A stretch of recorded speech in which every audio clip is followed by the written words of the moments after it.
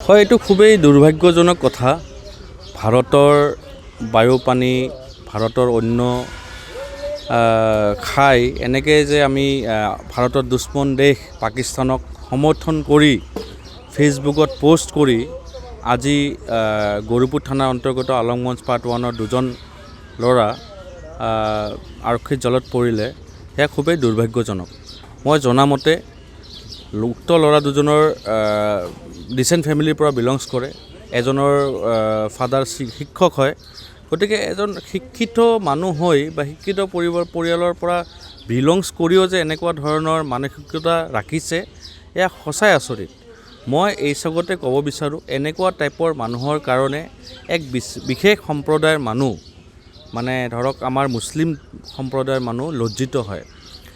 আমি আমাৰ এফালে বীৰ আব্দুল হামিদৰ নাম কওঁ, এফালে APJ আব্দুল কালামৰ নাম, বা আজি ছুফিয়া কুৰেশ্বি, গোটেই ভাৰতৰ মানে ভাৰতীয় মুছলমানৰ মানে গৰ্বত বুকু উফন্দাই তুলিছে।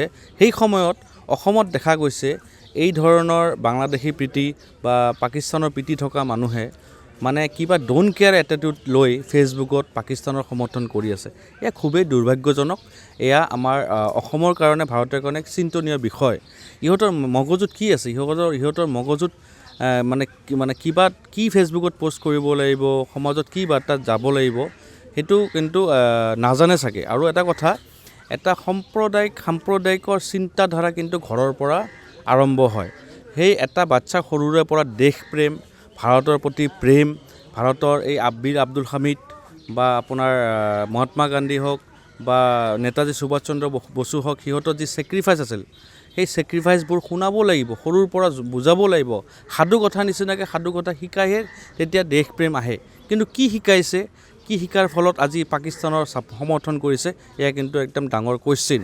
মই ভাবোঁ ইয়াত পেৰেণ্টৰো জড়িত আছে, অভিভাৱকৰো দোষ আছে। আৰু মই মুখ্যমন্ত্ৰী হিমন্ত বিশ্ব শৰ্মা ডাঙৰীয়াক মই অনুৰোধ কৰিম, তেখেতসকলক যেনেকৈ ঠেং ভাঙি দিয়াৰ কথা কৈছে, ইহঁতক জেলত পেলাই আমাৰ টেক্সৰ পইচা দি ইহঁতক ভাত খুৱাই লাভ নাই। সিহঁতক অলপমান মৰ্ণিং ৱাক কৰিব লৈ যায়, কি ব্যৱস্থা কৰিব লাগে।